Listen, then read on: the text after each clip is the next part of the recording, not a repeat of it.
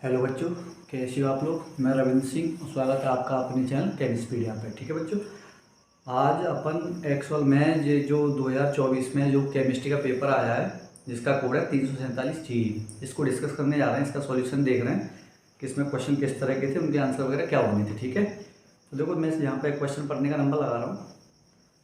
तो जैसे इसका पहला मतलब जिसका जो टिक मार्क क्वेश्चन है, तो पहला क्वेश्चन इसका किसी विलेन के अनुसंग गुणधर्म निर्भर करते हैं।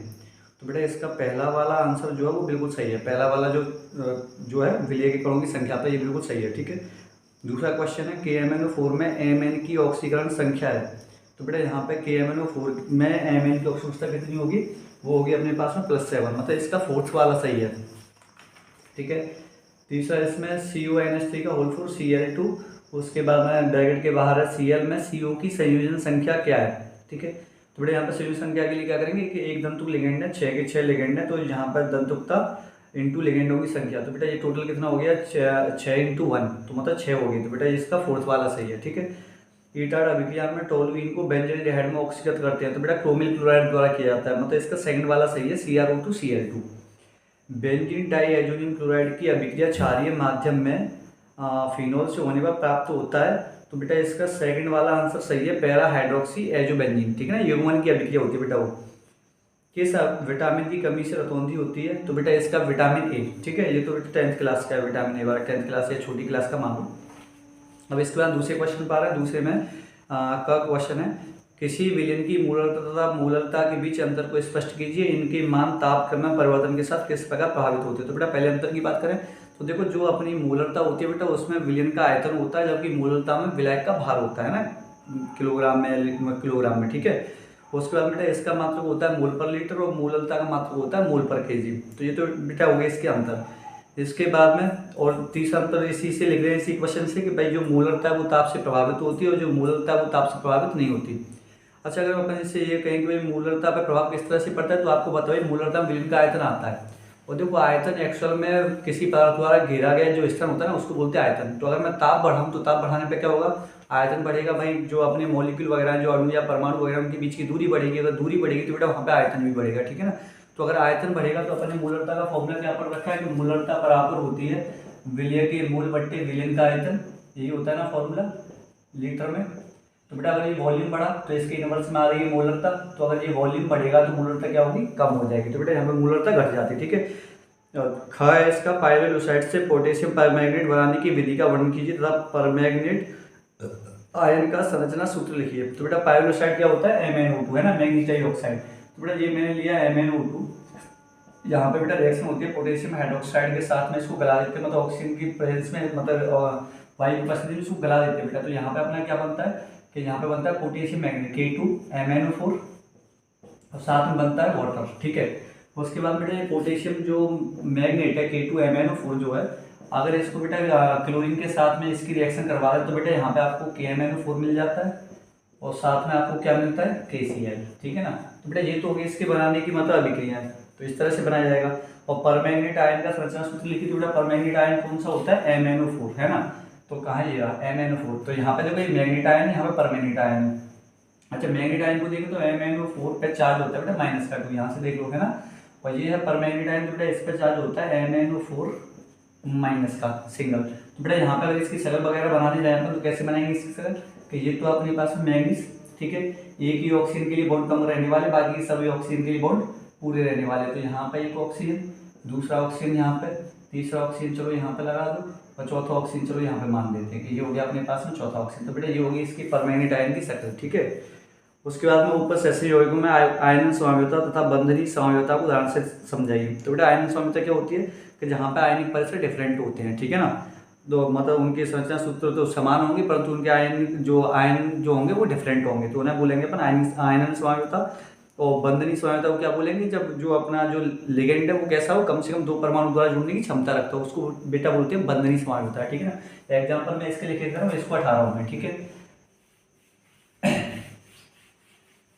तो जैसे देखो मैं यहाँ पे एग्जांपल लिखूँ किसका, पहले लिख रहा हूँ मैं आयनन समाव्यता का एग्जांपल लिख रहा हूँ। तो आयनन समाव्यता का एग्जांपल क्या होगा, जैसे CONH3 का होल 5 और यहाँ पर है SO4 और यहाँ पे आया बेटा Br। ठीक है, ऐसे बेटा यहाँ पे दूसरा इसका अगर समाई भी बनाए तो समाई दूसरा क्या बनेगा इसका CONH3 का होल 5। उसके बाद में Br आ गया अंदर और SO4 चला गया बाहर। तो बेटा देखो इनके जो संरचना सूत्र है वो तो समान है, परंतु इनके आयनिक पास से डिफरेंट है। इसके आयनिक पास में ब्रोमीन आया, इसके में सल्फेट आया है। तो बेटा ये दोनों कैसे हो गए, आयन स्वामी हो गए। इस प्रॉपर्टी को अपन बोलते हैं आयन स्वाम्यता। ऐसे बेटा बंधन स्वाम्यता बोले तो देखो जैसे मेरे पास में मान के चलो कोई कंपाउंड है, जैसे मैंने यहाँ पे लिखा CO और उसके बाद में जैसे मान के चलो मैंने यहाँ पे लिखा क्या बोल दूँ मैं NH3 का होल 5 और यहाँ पे मैं लिख दिया NO2। ठीक है, NO2 लिखने के बाद में अगर इसका मैं चार्ज वगैरह देखना चाहूँ तो चलो मैं यहाँ पे चार्ज बना दे रहा हूँ कि अगर ये माइनस का है तो उधर जाके प्लस का होना है, अगर ये प्लस का होना है तो चलो मैं यहाँ पे लिख दे रहा हूँ प्लस का 1। ठीक है, अब बेटा इसके लिए बंधन स्वामी बंधन स्वामी बनाना है दूसरा, तो कैसे बनाएंगे CO उसके बाद में NH3 का होल 5 और ONO। ठीक है, तो बेटा ये उभयतंतुक लिगेंड है। ये कैसा लिगेंड है, उभयतंतुक लिगेंड है। तो बेटा उभयतंतुक जो लिगेंड होते हैं बेटा वही बंधन की स्वायत्ता को शो करते हैं, ध्यान रखने इस बात को। देखो यहाँ पे तो ये नाइट्रोजन के द्वारा जोड़ा गया है और यहाँ पे इसको ऑक्सीजन के द्वारा। ठीक है, अच्छा हेलो एल्केन है इसका। हेलो एल्केन में एक अणु का नाभिक राखी प्रतिस्थापन अभिक्रिया SN1 की क्रियाविधि का वर्णन कीजिए। तो बेटा SN1 जो अभिक्रिया है बेटा वो 2 स्टेप में कंप्लीट होती है। ठीक है, 2 स्टेप कौन कौन से इसके, पहले में तो बेटा अपने पास में कार्बन आयन का निर्माण होगा और दूसरे में बेटा अपना जो नाभिक रागी है वो जुड़ जाएगा। ठीक है, तो जैसे मैं इसके फर्स्ट स्टेप की बात करूँ तो पहला स्टेप इसका क्या है, पहले स्टेप में होता है, फर्स्ट स्टेप है इसका कि जैसे मान लो अच्छा ये 3 डिग्री हेलो एल्केन या जो अपने पास 3 डिग्री वाली कंपाउंड है वो अच्छी तरह से देती है SN1 को। तो 3 डिग्री जैसे मैंने यहाँ पे बनाया तो मैंने यहाँ पे लिख दिया CH3 या C लिख लो सिंपल है C। उसके बाद में R, यहाँ पे चलो Cl ले ले रहे हैं, यहाँ पे Br और यहाँ पे Br। ठीक है, चाहे चलो CH3 ले ले रहे हैं, ये CH3, यहाँ भी CH3 और यहाँ भी CH3। ठीक है, इस तरह से।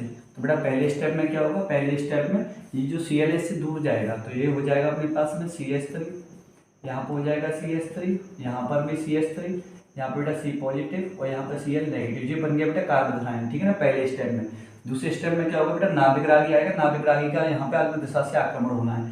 तो ये क्या रह जाएगा तुम्हारे पास में CH3 C पॉजिटिव CH3, यहाँ पर भी CH3 और यहाँ पे बेटा नाभिक रागी का होगा पश्चिम दिशा से अग्नि दिशा से आक्रमण और ये यहाँ पे बन जाएगा बेटा आपका इस तरह से CH3 यहाँ पर भी CH3 और यहाँ पे बेटा NU। ठीक है ना, इस तरह से। तो बेटा ये होती है आपके पास में SN1 अभिक्रिया क्रियाविधि। ठीक है, अगला क्वेश्चन है 3 का क्या जा रहा है, वाष्पशील विलय तथा वाष्पशील विलायक से बने विलयन के लिए राउल्ट के नियम की व्याख्या कीजिए, इस नियम का गणितीय व्यंजक प्राप्त कीजिए। तो बेटा इसका जो गणितीय व्यंजक है ना वाष्पशील विलय वाष्पशील विलायक वाला, ये वाला बेटा आपको मिलता है कहाँ पे जाके, जहाँ पे आपने वाष्प पदार्थ का आपेक्षिक अवक्रमण पढ़ रखा है वहाँ पे जाके। ठीक है, तो वहाँ पे बेटा बोला गया है कि वाष्प पदार्थ का आपेक्षिक अवक्रमण है ना बेटा वो बराबर बोलो या समानुपाती बोलो, समानुपाती होता है विलय के मूल अंश के। ठीक है, तो बेटा ये वहाँ से आया है। एथेनॉल की निर्जलीकरण की क्रियाविधि समझिए। तो बेटा 3 स्टेप में एथेनॉल का निर्जलीकरण होता है और रिएक्शन कैसे होती है कि जैसे आपके पास में ये C2H5 है ना। तो चलो मैं यहाँ पे कंप्लीट इसको तोड़ के लिख रहा हूँ H, उसके बाद में CH2 और यहाँ पे होता है बेटा तुम्हारे पास में OH। ठीक है, तो चलो इसको भी अलग करके लिख देते हैं ऐसे करके। तो बेटा पहले स्टेप में क्या होगा कि तुम्हारा जो क्या बोलते हैं H पॉजिटिव आयन है जो एसिड से आ रहा है वो बेटा यहाँ पे आके जुड़ेगा, तो यहाँ पे एक धन बन जाएगा। तो इसको फिर इस तरह से लिख देंगे CH3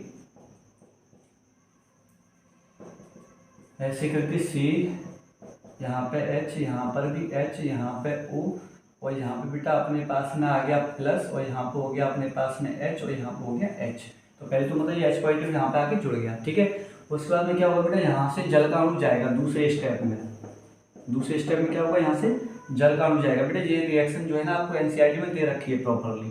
तो यहाँ से गया अपना जल का अणु ऐसे करके और ये हो गया तुम्हारे पास में C, यहाँ पे आया H और यहाँ पर भी H और ये इस पे आ गया बेटा पॉजिटिव। तो ये अपने पास में यहाँ से ये पूरा लिखा जाएगा यहाँ पे तो O पॉजिटिव, यहाँ पे H और यहाँ पर भी H। इसके बाद बेटा यहाँ से मतलब H2 निकाल दो तो ये अपने पास में क्या बचेगा CH3, उसके बाद में ये CH2 यहाँ पर प्लस रह जाएगा और यहाँ से बेटा जल का अणु बाहर निकल जाएगा। फिर उसके बाद बेटा तीसरे स्टेप में क्या होगा कि यहाँ से एक और प्रोटॉन निकलेगा। प्रोटॉन निकलने का मतलब एक हाइड्रोजन और जाएगा यहाँ से। अगर यहाँ से हाइड्रोजन जाएगा तो बेटा यहाँ से कार्बन के बॉन्ड कम हो रहे हैं दोनों के, तो सीधे समझ लो कि भाई यहाँ पे एक बॉन्ड और बढ़ जाएगा। ठीक है ना। तीसरे स्टेप पे क्या हुआ तुम्हारे पास में कि ये जो था CH3 जो था यहाँ से, तो बेटा यहाँ से अपना एक प्रोटॉन चला गया यहाँ से, तो बेटा ये तुम्हारे पास में क्या बच गया लास्ट में जाके CH2 डबल बॉन्ड CH2 और यहाँ से बेटा H पॉजिटिव निकल गया। ठीक है बेटा। तो इस तरह से होता है एसिड का निर्जलीकरण। अब देखो फेलिंग विलयन तथा सिर्फ अभिकर्मक द्वारा एल्डिहाइड तथा कीटोन में भिन्नता स्पष्ट कीजिए, है ना। तो बेटा फेलिंग विलयन क्या है? फेलिंग विलयन जो है वो एक्चुअल में बेटा एल्डिहाइड का टेस्ट है। ठीक है ना। तो एल्डिहाइड में क्या करेगा ये कि एल्डिहाइड में एक्चुअल में इसका लाल रंग का अवच्छेद बनता है क्योंकि बेटा इसमें कॉपर होता है। ठीक है ना। और जो सिर्फ कीटोन के साथ में ये टेस्ट देगा नहीं। ऐसे बेटा सिर्फ अभिकर्मक जो है बेटा वो एल्डिहाइड के साथ में गुलाबी रंग देता है और कीटोन के साथ में रंगहीन होता है। ठीक है ना। कार्बोहाइड्रेट को परिभाषित कीजिए तथा ग्लूकोज और फ्रक्टोज में विभेद कीजिए। घ वाला क्वेश्चन है 3 का घ। तो बेटा कार्बोहाइड्रेट क्या होते हैं कि मतलब एल्डिहाइड अथवा कीटोन के पॉलीहाइड्रोक्सी यौगिकों को अपन क्या बोलते हैं? कार्बोहाइड्रेट। ग्लूकोज और फ्रक्टोज में विभेद बताइए। तो बेटा ग्लूकोज और फ्रक्टोज में विभेद क्या है अपने पास में कि बेटा ग्लूकोज में होता है एल्डिहाइड समूह और कीटोन में होता है फ्रक्टोज में होता है कीटोन समूह। ठीक है ना। जो ग्लूकोज में जो चक्रीय संरचना बनती है वो C1 और C5 के बीच में बनती है, जबकि बेटा जो फ्रक्टोज है उसमें जो संरचना बनती है बेटा वो अपने पास में कहाँ पे बनती है? C2 और C5 के बीच में। ठीक है बेटा। तो ये इसमें अंतर हो गए। उसके बाद में अच्छा बेटा और अंतर की बात करें एल्डिहाइड और कीटोन वाले की, ग्लूकोज और फ्रक्टोज वाले की, बेटा वहाँ पे और भी अंतर किए जा सकते हैं कि जैसे अगर मैं ध्रुवल ऑक्सीकारक ले लूँ कोई, तो यहाँ से अपने जो एल्डिहाइड ग्रुप है वो तो बेटा COOH बन जाएगा जबकि कीटोन नहीं बनने वाला। ठीक है ना। चलो ठीक है। अब आगे बेटा 4 पे, तो 4 का क मोलर उन्नयन स्थिरांक को परिभाषित कीजिए। तो बेटा मोलर उन्नयन स्थिरांक तुम्हारा कहाँ से आता है?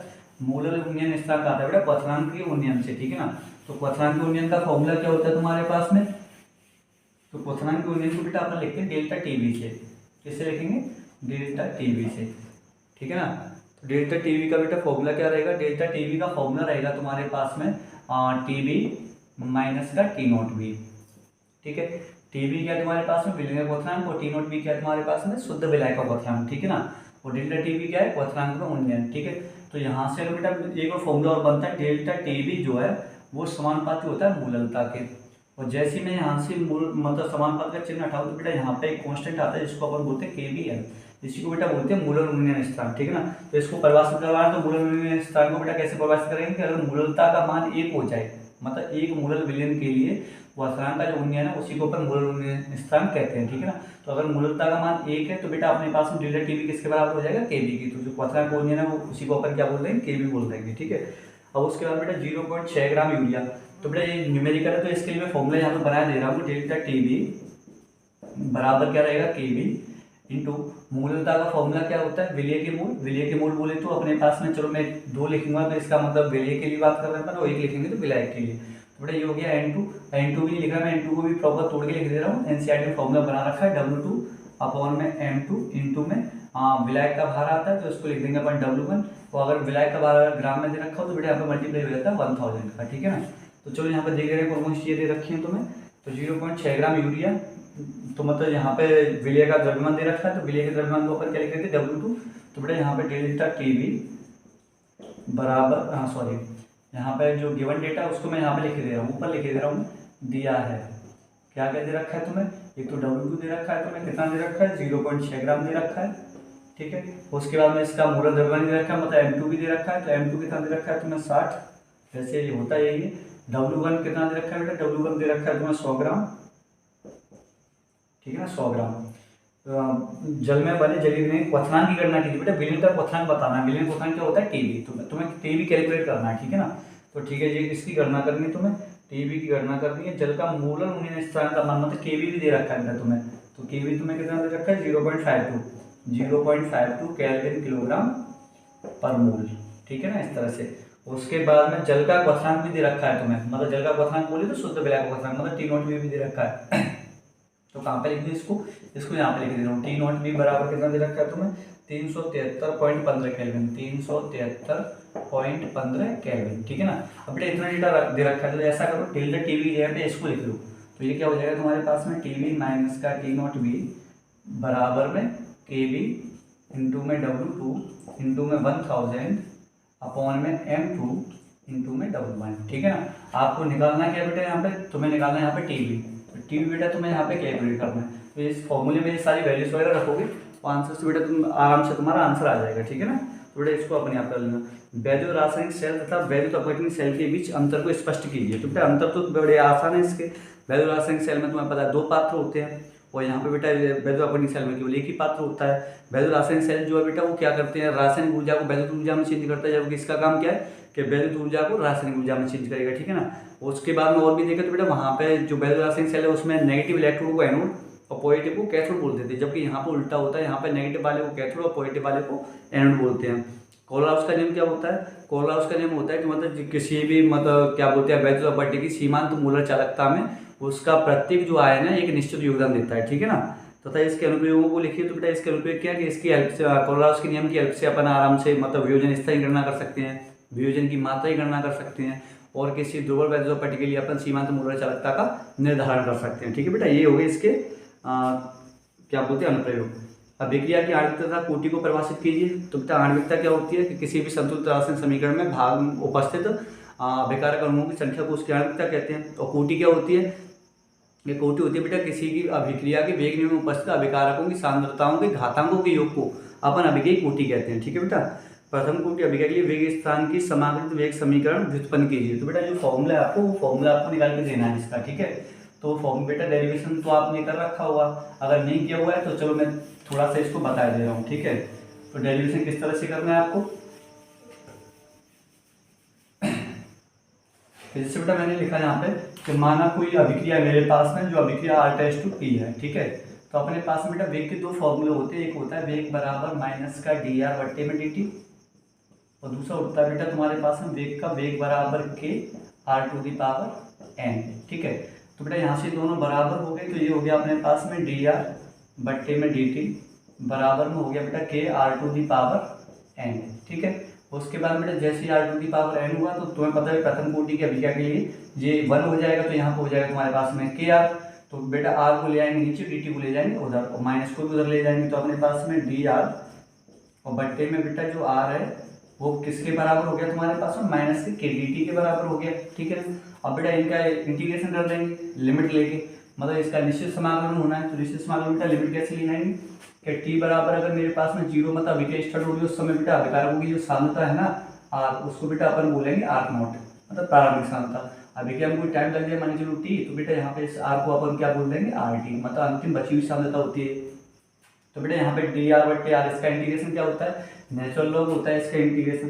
तो बेटा ये इसका इंटीग्रेशन करें अपन तो इंटीग्रेशन में क्या होगा, इंटीग्रेशन ऑफ dr बट्टे में r बराबर में माइनस का k, माइनस और k को बेटा बाहर ले रहे हैं, dt का इंटीग्रेशन करेंगे। ठीक है। क्योंकि बेटा ये कांस्टेंट है, ये माइनस का चिन्ह है और इसकी लिमिट लगा रहे हैं। तो बेटा r के लिए क्या लिमिट लगाएंगे, लोअर लिमिट, यहाँ पे अपर लिमिट, लोअर लिमिट और अपर लिमिट, ये टाइम के लिए। ठीक है ना।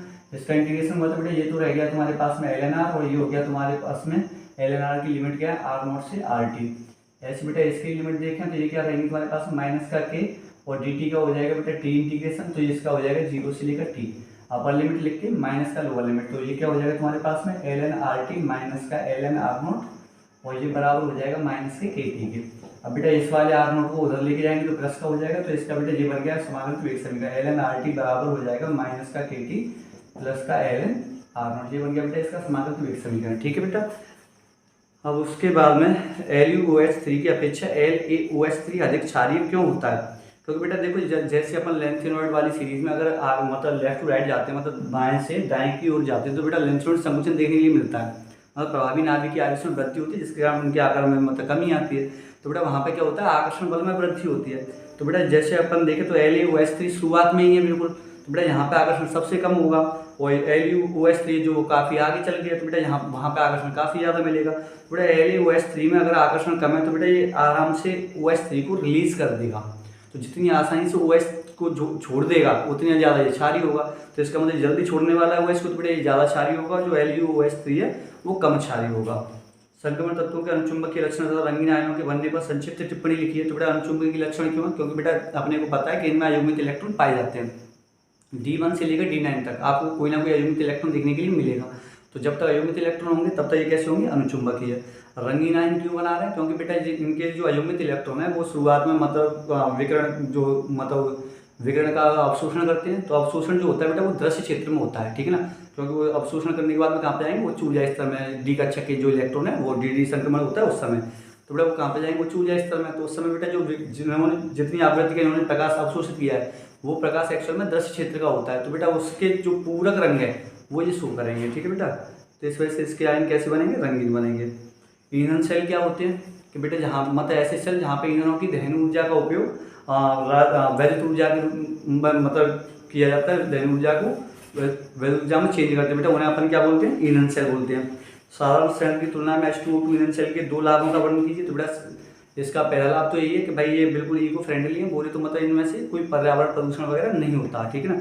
और दूसरी बात बेटा इनके लिए ईंधन की मतलब कोई समस्या नहीं होती, ईंधन इनके लिए काफ़ी मात्रा में उपलब्ध होता है। निम्नलिखित सेल के विद्युत भागबल की गणना कीजिए। तो बेटा यहाँ पे अपने पास में नस्ट इक्वेशन का मतलब न्यूमेरिकल है बेटा ये, ठीक है।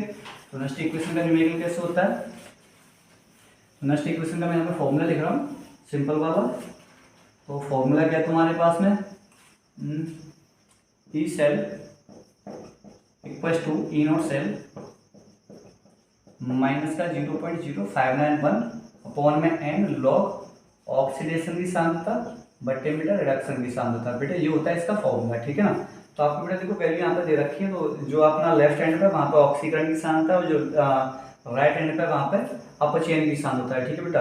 और उसके बाद में आपको आपके पास में ई नोट सेल निकालना हो तो आपको ई नोट कॉपर वाली इलेक्ट्रोड का दे रखा है, ई नोट आपको मैग्नीशियम वाली इलेक्ट्रोड का दे रखा है, ठीक है ना। तो बेटा ई नोट सेल कैसे निकालेंगे, यहाँ से ई नोट सेल होगा तुम्हारे पास में, ई नोट सेल बराबर होता है ई नोट कैथोड माइनस का ई नोट एनोड। तो बेटा कैथोड की वैल्यू ज्यादा होती है तो यहाँ पे 0.34 वाली है, वो क्या रहेगी तुम्हारे पास में कैथोड, तो 0.34 माइनस का 2.37। बेटा ये एनसीईआरटी का क्वेश्चन है प्रॉपरली, ठीक है ना, देख लेना इसको एनसीईआरटी की एक्सरसाइज में। तो बेटा ये हो जाएगा माइनस माइनस प्लस, तो ये हो जाएगा 2.71 वोल्ट, ठीक है। तो बेटा इनो सेल की रखेंगे इसको। उसके बाद में एन की वैल्यू यहाँ पे कितनी आएगी, एन की वैल्यू रखी जाएगी बेटा 2, क्योंकि 2 इलेक्ट्रॉन्स का आदान प्रदान हो रहा है यहाँ पे। ऑक्सीडेशन की सांद्रता कितनी बेटा 0.1, ठीक है ना, यहाँ पे आएगा 0.1, यहाँ पे आएगा 0.001, ठीक है ना, जो मैग्नीशियम वाला कॉपर वाली सांद्रता है वो, ठीक है। एन की जगह पे आएगा 2 और ई नोट सेल की जगह पे क्या आएगा ये। तो बेटा सॉल्व करेंगे आंसर हो जाएगा तुम्हारे पास में, ठीक है। किसी अभिक्रिया के वेग पर ताप का क्या प्रभाव पड़ता है, तो बेटा ध्यान रखना ताप बढ़ाने पर अभिक्रिया का वेग बढ़ जाता है। एक प्रथम कोटि की अभिक्रिया 10 मिनट में 20% पूर्ण होती है, अभिक्रिया के 80% पूर्ण होने में लगने वाले समय की गणना की। तो बेटा कंपेरिजन होगा यहाँ पे, ठीक है ना, ये बेटा कंपेरिजन वाला न्यूमेरिकल है। अगर अभिक्रिया 20% पूर्ण हो रही है तो इसका मतलब ये है कि वहाँ पर मतलब पहली स्थिति में अगर मैं देखूँ यहाँ पे, तो बेटा मेरे पास में पहली स्थिति में कौन कौन सी चीज़ें कि मेरे पास में आर नोट की वैल्यू अगर मैंने 100 मान ली तो बेटा आर टी मेरे पास में बची हुई सांद्रता कितनी हो जाएगी 100 माइनस 20। तो बेटा यहाँ पे हो जाएगा तुम्हारे पास में 80, ठीक है। तो ये तो हो गया बेटा तुम्हारे पास में पहला मतलब। तो बेटा यहाँ से अगर अपन टी देखें 20% वाला तो इसका फॉर्मूला क्या रहेगा 2.303 बाई के की जगह पे के रख दो, कोई दिक्कत नहीं है, लॉग और आर नोट की जगह पे आ जाएगा 100 और आर टी की जगह पे क्या आ जाएगा तुम्हारे पास में 80, ठीक है। यहाँ से और काटपीट कर लो अपने पास में, ये हो गया, ये 4 हो गया, ये 5 हो गया, ठीक है। उसके बाद में दूसरा देखें 80% वाला, तो 80% बेटा अगर मैंने आर नोट माना, अगर मैंने 100 तो बेटा आर टी कितना हो जाएगा तुम्हारे पास में 100 माइनस 80 बोले तो 20। इसी तरह से फॉर्मूला दूसरा बना दो टी 80% बराबर में रहा तुम्हारे पास में 2.303 बाई के और ये हो गया लॉग आर नोट की वैल्यू यहाँ पे कितनी रहेगी 100 और आर टी की वैल्यू कितनी रहेगी 20, तो ये हो गया बेटा लॉग 5, ठीक है। तो बेटा यहाँ पे ये इक्वेशन फर्स्ट है और ये इक्वेशन तुम्हारे पास में सेकंड है, ठीक है। तो इक्वेशन फर्स्ट को इक्वेशन सेकंड से डिवाइड कर देना, आपके पास में मतलब कि 80% की वैल्यू आ जाएगी, ठीक है ना। तो कितना बना रहेगा किस तरह से रहेगा, ठीक है। जिसमें देखो log 2 और log 8 की वैल्यू भी दे रखी है, ठीक है। तो log 8 की वैल्यू देने का मतलब ये है तो बेटा यहाँ से आपको ये मतलब काटपीट जैसे मैंने किया तो आपको ये काटपीट नहीं करनी है, ठीक है ना। वैसे तो आपको वैल्यू वगैरह पता होना जरूरी है कि भाई log जो 4 है इसको भाई 2/2 से तोड़ लेंगे या 2 के स्क्वायर से तोड़ लेंगे, और log 5 की वैल्यू आपको मतलब याद होना जरूरी है थोड़ा सा कि इसकी वैल्यू जो होती है 0.6990 होती है, ठीक है, ठीक है।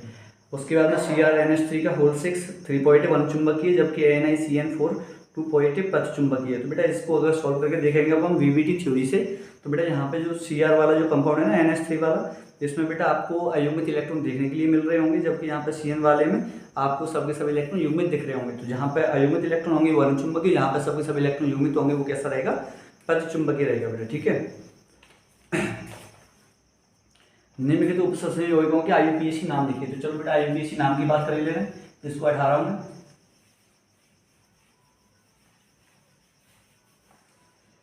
तो बेटा पहला कंपाउंड है मेरे पास में K, उसके बाद में Cr, H2O का होल ट्वाइस, C2O4 का होल ट्वाइस, बैक क्लोज। तो बेटा इसका नाम लिखने जाएंगे, तो पहले अपने पास में इसका नाम, तो इसका नाम रहेगा पोटेशियम।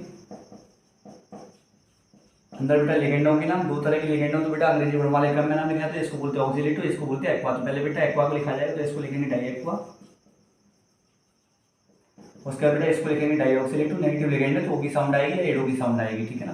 तो डाई ऑक्सीलेटो। उसके बाद बेटा यहाँ पे इसको क्रोमियम को नाम देंगे, तो बेटा यहाँ पे चार्ज नेगेटिव आ रहा है क्योंकि सामने पॉजिटिव लिखा हुआ है, तो बेटा इसके नाम के पीछे आएगा 8, तो बेटा ये हो जाएगा क्रोमिएट। उसके बाद बेटा इसकी क्रोमियम की ऑक्सीजन लिखी जाएगी, तो क्रोमियम की ऑक्सीजन क्या रहने वाली है कि यहाँ पे Cr को अगर मैं x बोल दूँ तो यहाँ पे H2 का चार्ज है 0 × 2, उसके बाद में C2O4 पर चार्ज होता है -2 × में 2, और बराबर बेटा इसका जो चार्ज है K अगर पॉजिटिव तो यहाँ पे चार्ज है -1, तो ये -1 हो गया, माइनस को उधर जाके +4 हो जाएगा, 4 में से 1 जाएगा तो क्या बचेगा 3। तो बेटा यहाँ पे लास्ट में x की वैल्यू कितनी आ जाएगी, +3। तो यहाँ पे बेटा 3 को लिखेंगे अपन रोमन में, ठीक है ना। तो इनको बेटा एक ही सिरे से इस तरह से बांध कर देते हैं, ठीक है। तो बेटा ये हो गया इसका नाम। दूसरे वाले का नाम देखें, तो दूसरा वाला क्या है तुम्हारे पास है PT, उसके बाद में Cl NO2, उसके बाद में NH3 का होल 4 SO4, ठीक है बेटा। नाम लिखें इसका, तो फिर से देखो इसमें 3 तरह के लिगेंड है, ठीक है ना। आपके पास पॉजिटिव आयनिक पर्सन है, आपके पास नेगेटिव, तो नेगेटिव वाले का नाम बाद में लिखा जाता है। तो बेटा यहाँ पे इसको क्लोरिडो बोलेंगे, इसको नाइट्रेटो बोलेंगे, इसको एमीन। तो बेटा पहला हम किसका लिखेंगे, एमीन का। तो एमीन यहाँ पे 4 है, तो ये हो गया टेट्रा एमीन, ठीक है। उसके बाद में तुम्हारे पास में क्लोरिडो के बाद में बेटा नाइट्रेटो, और बेटा नाइट्रेटो एक उभयतंतुक लिगेंड है, तो बेटा इसका मतलब चिन्ह लिखना पड़ेगा, किसके द्वारा जुड़ा हुआ है, नाइट्रोजन के द्वारा। तो बेटा ये नाइट्रोजन हो गया तुम्हारे पास में। उसके बाद में धातु का नाम, तो बेटा सिंपल प्लेटिनम, क्योंकि आपकी बार जो प्रेशर है बेटा कैसा पॉजिटिव, क्योंकि आयनिक प्रेशर कैसा है नेगेटिव, तो अगर ये नेगेटिव है तो ये पॉजिटिव, अगर ये पॉजिटिव है तो ये नेगेटिव, ठीक है ना, प्लेटिनम। अब इसके बाद बेटा इसकी ऑप्शन था, तो Cl इसको बोला x, अब प्लस करके Cl पर चार्ज -1 × 1, ये भी Cl, उसके बाद प्लस NO2 पर चार्ज होता है -1, तो ये भी एक है, तो × 1, और NH3 पर चार्ज होता है 0, तो 0 × 4, और बराबर बेटा यहाँ पे अगर SO4 पर चार्ज होता है -2, तो बेटा यहाँ पे बराबर में आएगा +2, ठीक है ना। सॉल्व करें इसको, तो -1 और ये भी -1 -2, उधर जाके कैसा हो जाएगा +2, तो x बराबर कितना हो जाएगा बेटा 0, -1 -2 उधर जाके +2, तो 2 और 2 मिला के 4 हो जाएगा, सॉरी 4 है ना। तो बेटा हम प्लेटिनम के बाद में क्या लिखेंगे 4। उसके बाद बेटा अपने पास में इसको लिख देंगे सल्फेट आयन, ठीक है ना, क्योंकि बेटा आयनिक परिसर में है तो इसको सल्फेट आयन, अगर ये लिगेंड के रूप में होता तो इसको क्या लिख देते सल्फेटो, ठीक है ना, इस तरह से। तो बेटा ये तो हो गए इनके नाम। न्यूक्लिक अम्ल क्या है, तो बेटा जिन मतलब क्या बोलते हैं कोशिकाएं केंद्रक वगैरह में पाए जाते हैं, और जो आनुवांशिक लक्षणों का निर्धारण वगैरह करते हैं उन्हें बेटा बोलते हैं न्यूक्लिक अम्ल। डीएनए की संरचना का वर्णन कीजिए, तो बेटा आपको पता है डीएनए की संरचना है वो उसमें 2 पॉलीन्यूक्लियोटाइड श्रृंखला या पॉलीपेप्टाइड श्रृंखला होती हैं, वो एक दूसरे के साथ में पथ समांतर रूप में कैसे होती हैं, कुंडलित अवस्था में होती है, तो उसको द्विकुंडलित संरचना बोला जाता है, ठीक है ना। शकल वगैरह की मैं हल्की फुल्की अगर बात करूँ तो बेटा शकल वगैरह इसकी इस तरह से होती है, ऐसे करके कुछ ऐसे करके, ठीक है ना। इसको यहाँ से ऐसे करके, ऐसे बेटा इसको देखें तो ऐसे करके, ठीक है, इस तरह से। इसमें बेटा ATCG मतलब 4 तरह के क्षारक होते हैं, A का T के साथ में बॉन्ड होता है, C का G के साथ में, A और T के बीच में बेटा डबल बॉन्ड होते हैं, ठीक है ना, A और T के बीच में डबल बॉन्ड, और C और G के बीच में बेटा कैसे होता है ट्रिपल बॉन्ड होता है, ऐसे करके, तो G ट्रिपल बॉन्ड C ऐसे करके, ठीक है ना, ऐसे यहाँ पे बनेंगे, ऐसे यहाँ पे इस तरह से, ठीक है। तो बेटा इसके बाद में संजय सचित्र वर्णन कीजिए, तो बेटा इसका जो व्यास है वो 20 या 22 एंगस्ट्रॉम, इसके मतलब क्षारक से क्षारक की दूरी कितनी होती है तुम्हारे पास में 10 या 11 एंगस्ट्रॉम, ठीक है ना। और आपके पास में और देखा जाए तो मतलब ये क्या बोलते हैं इसके एक मतलब चक्र में जो क्षारकों की संख्या है वो कितनी होती है 10। और बेटा क्षारक मतलब पूरे चक्र की दूरी कितनी होती है 34 एंगस्ट्रॉम, ठीक है ना। तो बेटा ये इसकी मतलब संरचना के बारे में बात है। ये संरचना दी किसने थी, ये संरचना दी थी वाटसन और क्रिक ने, ठीक है ना। तो बेटा ये था इसके पास मतलब अपने पास में ऐसे करके। और यहाँ पर भी अगर मैं लिखना चाहूँ एक तो लिख दे रहा हूँ C∧G, और यहाँ पर मैं लिख दिया A∧T, ठीक है। 4 जोड़ी क्षारक होते। तो बेटा काफ़ी सारी बातें कर ली इसके बारे में, ठीक है। अब उसके प्रोटीन के पाथ की व्याख्या कीजिए। तो बेटा जब न्यूक्लिक अम्ल एक सीधी संरचना में मतलब एक सीधी रेखा में एक विशिष्ट क्रम में जुड़े होते हैं तो वहाँ से बनती है प्रोटीन की प्राथमिक संरचना। और द्वितीय संरचना क्या होती है कि जब प्राथमिक संरचना जब वलित होने लगती है ना, कुंडलित होने लग जाए, मतलब जो द्वितीय संरचना दो तरह की होती है। एक तो होती है अल्फा हेलिक्स और एक होती है बीटा प्लीटेड। बीटा प्लीटेड होती है प्लीट की तरह, मतलब जो कपड़े की तय होती है ना उसकी तरह, ठीक है ना। और हेलिक्स होती है कुंडली वाली। तो बेटा इसकी ये प्राथमिक द्वितीय संरचना होती है प्रोटीन की, ठीक है। उसके बाद में हेलो एरिनो की नाभिक प्रतिस्थापन अभिक्रियाओं में अनुनाद के प्रभाव को समझाइए। तो बेटा अनुनादी संरचनाएं बनती हैं इसमें। तो ये तो बेटा आपको मतलब बना नहीं सकता मैं, क्योंकि यहाँ पर बेटा काफ़ी टाइम लग जाएगा फिर, ठीक है ना। तो इसकी जो 4-5 संरचनाएं बनती है तो बेटा उन्हें बना के देख लेना। उसके बाद में वुर्ज-फिटे का अभिक्रिया लिखनी है। तो वुर्ज-फिटे का अभिक्रिया क्या होती है इसको 18 में। वुर्ज-फिटे का अभिक्रिया क्या है तुम्हारे पास में कि ये तुम्हारे पास में क्लोरोबेंजीन है, टोलुइन बनता है बेटा इसमें। और यहाँ पे बेटा मान के चलो तुम्हारे पास में कोई हेलो एल्केन है, जैसे मैंने यहाँ पे लिख दिया क्लोरोमेथिन, ठीक है ना। सोडियम के साथ में रिएक्शन होगी शुष्क ईथर की प्रेजेंस में, शुष्क ईथर रहेगा यहाँ पे। तो बेटा यहाँ पे अपने पास में बेंजीन के साथ में कौन चला जाएगा CH3, ठीक है CH3। और NaCl बेटा अलग हो जाएगा, मतलब टोलुइन बनता है बेटा। ये होती है वुर्ज-फिटे का अभिक्रिया।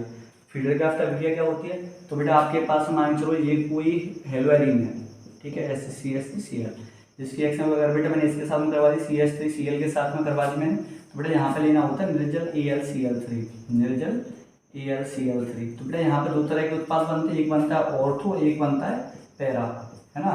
और हेलो टोलुइन का तो जैसे Cl यहाँ पे आया CH3, और दूसरा वाला यहाँ पे फिर से कि ये अपने पास में मैं पैरा बनाने जा रहा हूँ। तो यहाँ पे आया Cl और यहाँ पे क्या है तुम्हारे पास में CH3। पैरा वाला मुख्य उत्पाद होता है और ऑर्थो वाला जो है वो अल्प उत्पाद होता है, ठीक है बेटा।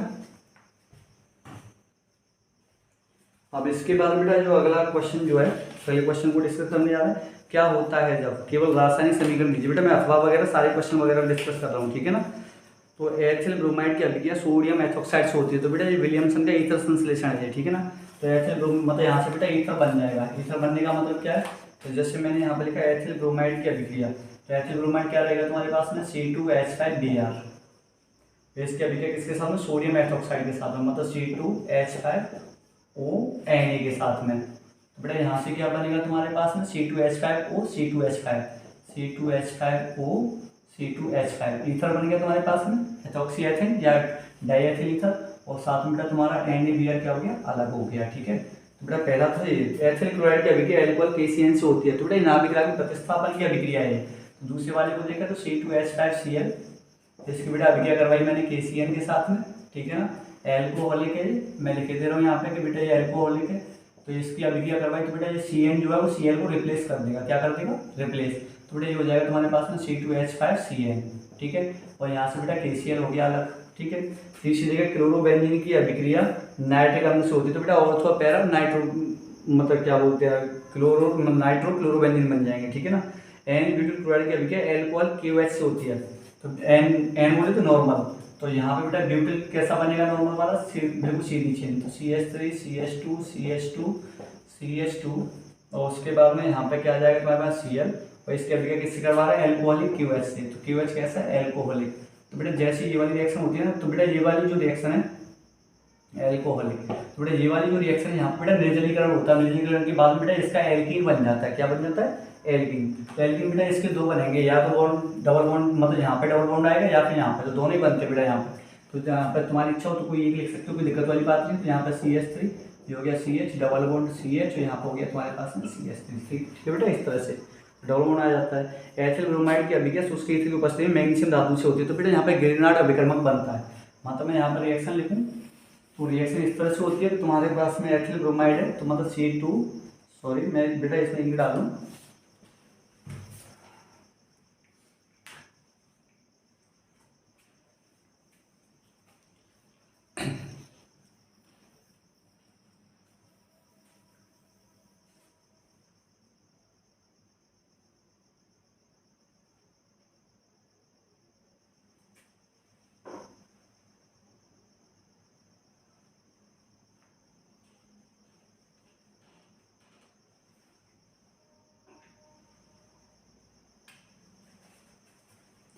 चलो बेटा इस वाले मार्कर से लिखेंगे, ठीक है ना। तो बेटा यहाँ पे क्या था, एथिल ब्रोमाइड की अभिक्रिया शुष्क ईथर की उपस्थिति में मैग्नीशियम धातु से, तो कहाँ पे कर लेते हैं अपन इसको, अच्छा यहाँ पे लिखने की कोशिश की है मैंने। तो ये अपने पास में एथिल ब्रोमाइड, तो ये बोले तो C2H5Br मैग्नीशियम धातु से शुष्क ईथर की उपस्थिति में, तो मैग्नीशियम धातु शुष्क ईथर की उपस्थिति। बेटा ये सारे रिएक्शन बेटा सारे क्वेश्चन आपके एनसीईआरटी के, ध्यान रखना। शुष्क ईथर की उपस्थिति में बेटा ये क्वेश्चन ये क्या बन जाएगा, C2H5MgBr, ठीक है बेटा ये बनता है, तो इसको बोलते हैं गिगनार्ड विकर्मक, ठीक है ना। उसके बाद में सहरायकरण से एथेनॉल का बनना, इसमें संक्षिप्त टिप्पणी लिखी। तो बेटा पहले स्टेप में क्या बनता है कि जो अपना सुक्रोज है उससे अपना ग्लूकोज और फ्रक्टोज बन जाता है इन्वर्टेज एंजाइम के द्वारा, और दूसरे बेटा जो अपना जो ग्लूकोज होता है उसका बेटा जाइमेज एंजाइम के द्वारा एथेनॉल बन जाता है। मतलब जैसे रिएक्शन लिखने जाऊँ यहाँ पे, तो बेटा रिएक्शन कैसे लिखेंगे अपन इसकी, किरणवन विधि की।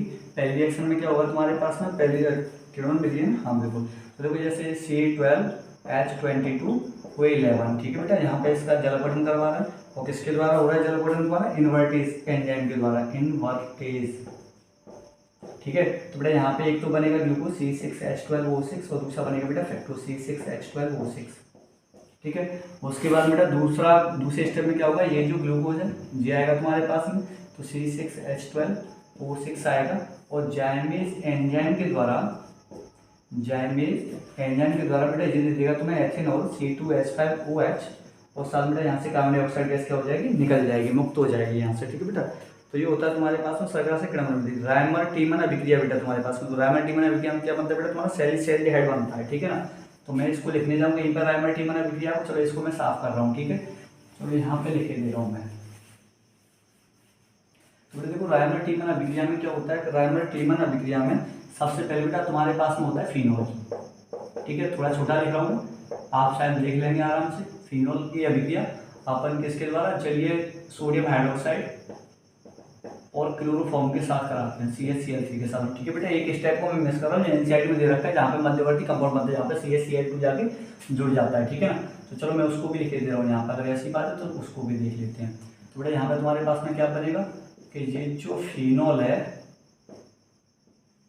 ये जो तुम्हारे पास में क्या बोलते हैं, फिनोल जो है बेटा यहाँ पे बन जाएगा तुम्हारे पास में O नेगेटिव Na पॉजिटिव, और यहाँ पे बन जाएगा तुम्हारे पास में CHCl2, ठीक है। दोबारा से अपन सोडियम हाइड्रोक्साइड लेते हैं यहाँ पे, तो बेटा वहाँ से यहाँ से वो रिप्लेस हो जाएगा, तो ये अपने पास में यहाँ पे एल्डिहाइड ग्रुप आ जाएगा की पर, तो ये तुम्हारे पास में हो जाएगा O नेगेटिव Na पॉजिटिव, और यहाँ पे हो जाएगा CHO। अब बेटा इसका करना है अपने को जल अपघटन हल्का सा, तो Na यहाँ से रिप्लेस हो जाएगा, तो बेटा ये तुम्हारे पास में ऊपर फिर से आ जाएगा फिनोल वाला, मतलब OH वाला ग्रुप, तो OH हो गया यहाँ पर, CH हो गया यहाँ पर, ठीक है बेटा। तो इसको अपन बोलते हैं सैलिसाइलडिहाइड, ये होती है बेटा रायमर टीमन अभिक्रिया। विलियमसन ईथर संश्लेषण, मैंने बेटा अभी रिएक्शन करवाई थी इसकी, मतलब जो क्वेश्चन था अपना कौन सा वाला, 6वें क्वेश्चन में पूछ रखा था तुम्हें, और किसमें कब में ही पूछ रखा था, क के अथवा में, ठीक है ना। तो उसमें जो पहली वाली रिएक्शन है बेटा वो क्या किसकी, विलियमसन ईथर संश्लेषण की है, ठीक है बेटा। ग्रिग्नार्ड अभिकर्मक द्वारा प्राथमिक द्वितीय तृतीय के एल्कोहल बनाने की रासायनिक समीकरण को लिखिए। तो बेटा मैं वैसे ही बोले दे रहा हूँ इसको कि देखो ग्रिग्नार्ड अभिकर्मक अगर फॉर्मेल्डिहाइड के साथ में रिएक्शन करता है तो बेटा 1 डिग्री एल्कोहल मिलेगा। अकेला फॉर्मेल्डिहाइड ऐसा एल्डिहाइड है जिसके द्वारा जो रिएक्शन करेगा ग्रिग्नार्ड अभिकर्मक के साथ में, तो बेटा 1 डिग्री एल्कोहल मिलता है। फॉर्मेल्डिहाइड के अलावा अगर कोई और दूसरा कोई एल्डिहाइड है तो बेटा आपके पास में वहाँ पे 2 डिग्री एल्कोहल मिलते हैं। अगर बेटा ग्रिग्नार्ड अभिकर्मक की अभिक्रिया अगर कीटोन के साथ में करवा दो तो बेटा 3 डिग्री एल्कोहल मिलता है, ठीक है। बेटा एनसीईआरटी में एक जगह पे रिएक्शन लिखी गई है, फिनोल से पेक्रिक अम्ल। तो बेटा फिनोल से पेक्रिक अम्ल कैसे बनता है, या फिनोल को लो, चलो मैं ऊपर रिएक्शन में ही ज्वाइन करूंगा इसको। तो जैसे ये आपके पास में फिनोल है, ठीक है, इसी में ज्वाइन कर रहा हूँ मैं। तो फिनोल की अभिक्रिया बेटा अगर आपने सांद्र HNO3 के साथ में करवा दी, सांद्र HNO3 के साथ में, तो बेटा यहाँ पे अपने पास में पेक्रिक अम्ल बन जाएगा, मतलब OH आ जाएगा यहाँ पे, एक NO2 यहाँ पर दूसरी पोजीशन पे, अगला चौथी पोजीशन पे, और उससे भी अगला 6वीं पोजीशन, बेटा इसको बोलते हैं पेक्रिक अम्ल, ठीक है ना।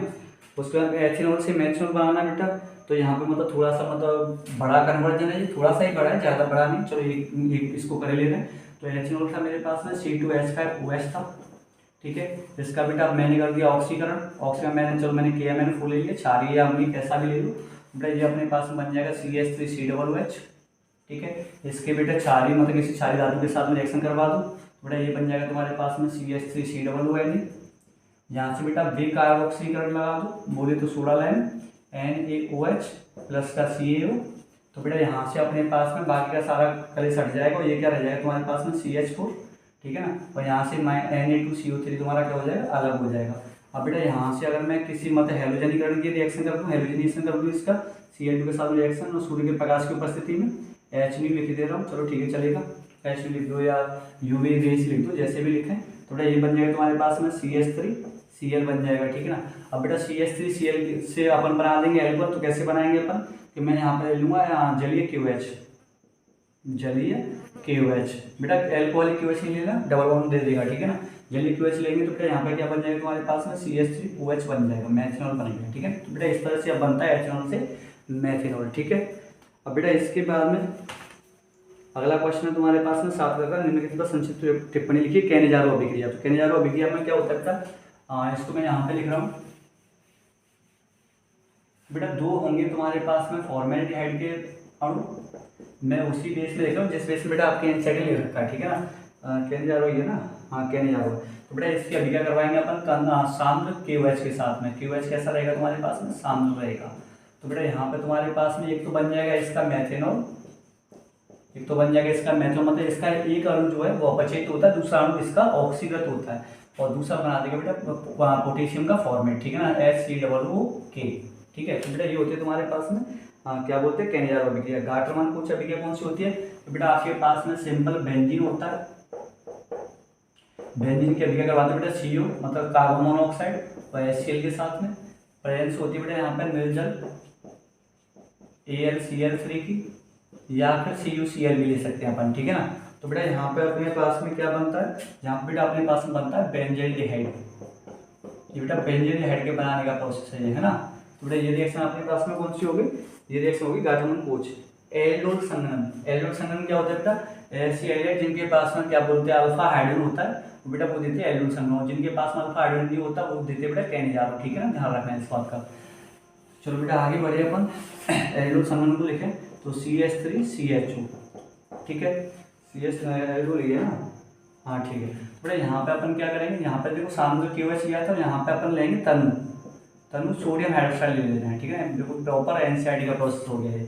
तो यहाँ पे बीटा हाइड्रोक्सी एल्डिहाइड मिलेगा, तो मतलब इसकी रिएक्शन किस तरह से होती है, CH3 यहाँ पे हो जाता है CH2 CH और यहाँ पे हो जाता है OH, यहाँ पे CH2 यहाँ पे CHO। इसको बेटा इस वाले कंपाउंड को अपन बोलते हैं एल्डोल, ठीक है ना, कि एल्डिहाइड भी आया ऑल भी आया, मतलब एल्कोहल का ऑल भी, ठीक है। अच्छा बेटा इसके बाद में अथवा में इसके में दे रखे हैं फिर से कन्वर्जन, तो निम्नलिखित को आप कैसे प्राप्त करेंगे, एसिटिक अम्ल से एथिल एसीटेट। एसीटेट बेटा एट आया नाम के पीछे, तो इसका मतलब एस्टर बना रहा है, क्या बना रहा है, एस्टर। तो बेटा चलो एस्टर बना दे रहा है, एस्टीकरण की अभिक्रिया है। तो एसिटिक अम्ल क्या होता है, CH3COOH। यहाँ पे मैंने ले लिया क्या, एसीटेट बनाना है, ठीक है। तो बेटा यहाँ पे दूसरा वाला लेंगे अपन C2H5OH, ठीक है।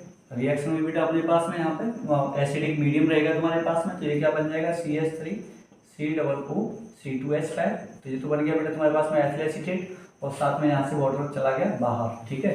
तो बेटा पहली रिएक्शन कंप्लीट होगी। एसीटोन से एसीटोन हाइड्रोजन, तो बेटा एसीटोन क्या होता है तुम्हारे पास में कि ये तुम्हारे पास में C+O, यहाँ पे आया CH3 और यहाँ पर भी आया CH3, तो ये हो गया तुम्हारे पास में एसीटोन, मतलब CH3CO CH3, इसको बोलते हैं एसीटोन, ठीक है ना। अब बेटा इसकी रिएक्शन किसके साथ में करवाएंगे, हाइड्रोजन के साथ में करवाएंगे, मतलब NH2 के साथ में करवाएंगे। ये रिएक्शन बेटा आपको एनसीईआरटी में दे रखी है, ठीक है ना। तो बेटा जब इसके साथ रिएक्शन करवाएंगे तो यहाँ पे क्या रहेगा तुम्हारे पास में कि जो अपना क्या बोलते हैं H2 जो है यहाँ से इस ऑक्सीजन को लेके चला जाएगा, तो बेटा ये जो N है इसके साथ डबल बॉन्ड से लिंक होगा, तो ये हो जाएगा तुम्हारे पास में C double bond N single bond NH2। बेटा इसको अपन बोलते हैं हाइड्रोजन बन के आ गया, ये क्या आ गया, एसीटोन हाइड्रोजन, ठीक है ना। तो बेटा दूसरी रिएक्शन भी होगी, एसिटिक अम्ल से क्या करते हैं, एसिटिल क्लोराइड बनाना है। तो एसिटिक अम्ल क्या है तुम्हारे पास में CH3COOH, अच्छी रिएक्शन है, SOCl2 के साथ में रिएक्शन करवा दो, कुछ नहीं करना। बेटा ये क्या बन जाएगा CH3COCl, ये तो बनाना है ना, हाँ यही बनाना है, एसिटिल क्लोराइड। और बेटा यहाँ से अपनी SO2 गैस भी बाहर, HCl गैस भी बाहर, ठीक है बेटा, बहुत अच्छी रिएक्शन है ये। जहाँ पर मतलब SOCl2 के साथ रिएक्शन करवाएंगे तो जो OH होता है OH को Cl यहाँ से रिप्लेस कर देता है बेटा, ठीक है। उसके बाद बेंजोइल क्लोराइड से बेंजीन, तो बेटा ये रोजिनमुंड की अभिक्रिया है, तो मतलब ये बेंजीन रोजिनमुंड आप चैनल बेटा ध्यान रखना COCl, ठीक है।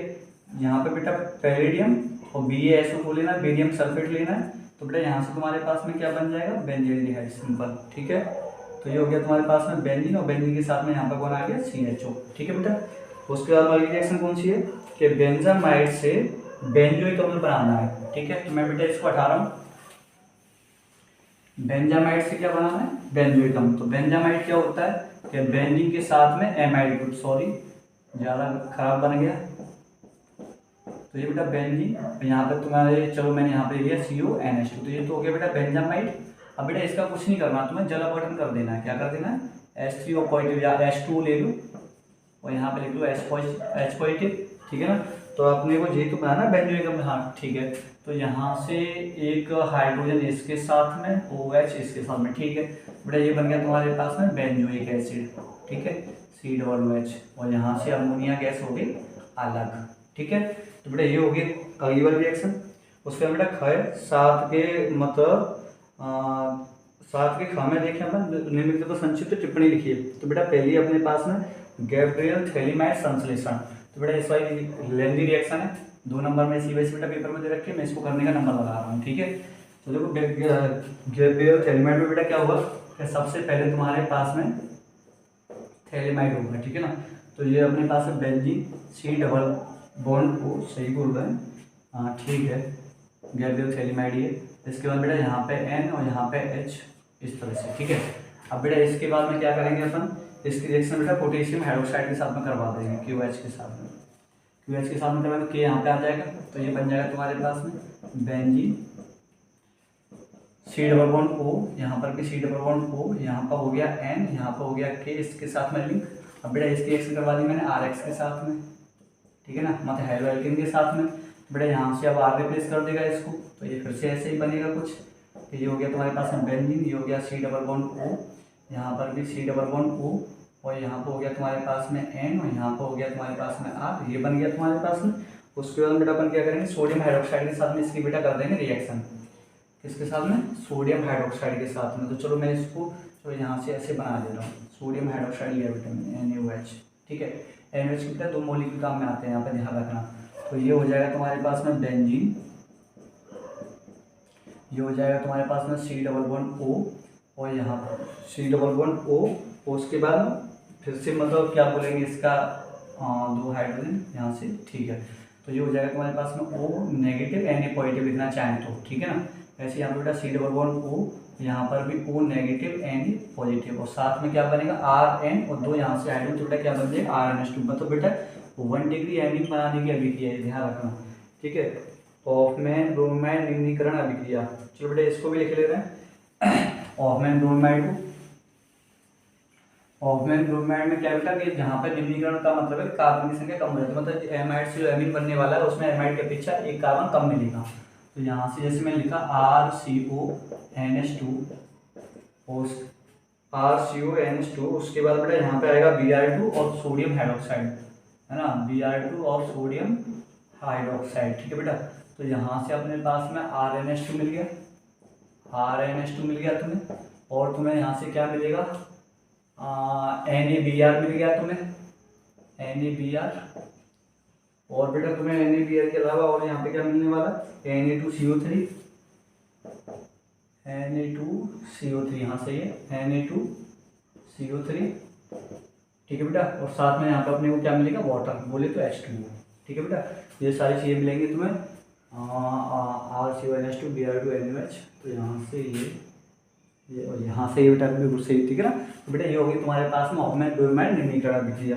आगे बेटा कार्बन एमीन अभिक्रिया। तो कार्बन एमीन की अभिक्रिया बेटा काफ़ी अच्छी अभिक्रिया 1 डिग्री एमीन की टेस्ट में यूज होती है। ठीक है ना, बेटा ये वाली रिएक्शन कैसे होती है कि जब अपन 1 डिग्री एमीन की अभिक्रिया 1 डिग्री एमीन की अभिक्रिया क्या बोलते हैं, क्लोरोफॉर्म CHCl3 और क्या बोलते हैं बेटा पोटेशियम हाइड्रोक्साइड के साथ में गर्म करके करवाते हैं। ठीक है बेटा, तो तुम्हें क्या मिलता है, यहाँ पे आइसोसाइनाइड मिलता है, मतलब RNC मिलेगा तुम्हें आइसोसाइनाइड, और बेटा उसके बाद मिलेगा तुम्हें KCl और साथ में क्या मिलेगा तुम्हें H2O।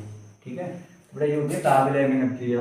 अगली पैकेज एंजीन से बेंजीन डाइजीन क्लोराइड किस प्रकार बनाया जाता है। तो बेटा बड़ा आसान है कि अपने पास में क्या है, यहाँ से इसको हटा दे रहा हूँ,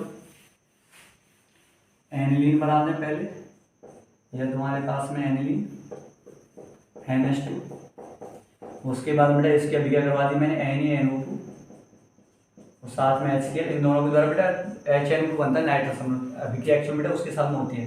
टेम्परेचर होता है 273 से 278 केल्विन, ठीक है बेटा। तो यहाँ पर बन जाता है डायजोनिक रबड़, जिसको डायजोनीकरण की रिएक्शन भी कहते हैं, ठीक है ना। तो ये होता है N2 पॉजिटिव और यहाँ से Cl नेगेटिव, ठीक है ना। अगर बेटा इसके मतलब साथ में अगर तुम्हें कुछ और भी बनाना तो क्या क्या बनता है बेटा, यहाँ पे NaCl भी बनता है और H2O भी बनता है, ठीक है बेटा। ये हो गया, ठीक है। उसके बाद में अगला क्या है, निम्नलिखित को किस प्रकार प्राप्त करेंगे, किससे, डायजोनिक क्लोराइड से। तो बेटा बेंजीन कैसे बनेगा, अगर मैं क्या बोलते हैं, अगर मैं इसकी अभिक्रिया, चलो इसको यहाँ से थोड़ा साफ कर दूँ। अगर बेटा मैं इसकी अभिक्रिया अगर एथेनॉल के साथ में करवा दूँ, C2H5 OH के साथ में करवा दूँ, बेटा मेरे को बेंजीन मिलेगा बस, ठीक है ना। क्लोरोबेंजीन कैसे मिलेगा, तो बेटा यहाँ पे या तो गाठ मान लगा दो या सेट मान लगा दो, ठीक है ना। जैसे मैंने यहाँ पे लिया CuHCl, तो बेटा यहाँ पे क्लोरोबेंजीन मिल जाएगा तुम्हें, ठीक है। और क्या चाहिए तुम्हें, नाइट्रोबेंजीन कैसे मिलेगा, तो बेटा पहले इसकी फ्लोरोबोरिक एसिड के साथ रिएक्शन होगी, मतलब HBF4 के साथ में, BF4 के साथ में। तो बेटा यहाँ पे ClBF में BF4 नेगेटिव आ जाएगा, तो मतलब पहले तो बनेगा तुम्हारे पास में ये बेंजीन और ये रहेगा N2 पॉजिटिव BF4 नेगेटिव। उसके बेटा इसकी अभी क्या करवा देंगे, सोडियम NaNO2 के साथ में, किसके साथ में, NaNO2 के साथ में, सही बोल रहे क्या, सही है, NaNO2 के साथ में। हाँ बेटा यहाँ पर कॉपर की प्रेजेंस और चाहिए, थोड़ा सा इसको गर्म। तो बेटा यहाँ से BF4 हट जाएगा, उसके यहाँ पे NO2 मतलब पूरा हट जाएगा, इसके यहाँ पे क्या आ जाएगा NO2। बेटा ये बन जाएगा तुम्हारे पास में नाइट्रोबेंजीन, बोले तो NO2, ठीक है। ये भी हो गया, चलो ठीक है। अब इसके बाद बेटा लास्ट में कुछ बचा हुआ है क्या, हाँ तो बेटा इसी के साथ में ये वाला जो पेपर बेटा खत्म हो गया, ठीक है। तो बेटा ये था इसका पूरा सॉल्यूशन, बेटा 100% सही है। आप लोग इस वीडियो को देखें आराम से। और बेटा अगर आपको मतलब इसके मतलब विस्तृत वीडियो वगैरह चाहिए, डिटेल में वीडियो वगैरह चाहिए, तो बेटा आपको एक इसी चैनल पर आपको आना है, आपको बेटा इसके डिटेल में वीडियो मिल जाएंगे, आपको केमिस्ट्री और फिजिक्स पूरी मिलेगी तुम्हें, ठीक है। तो धन्यवाद।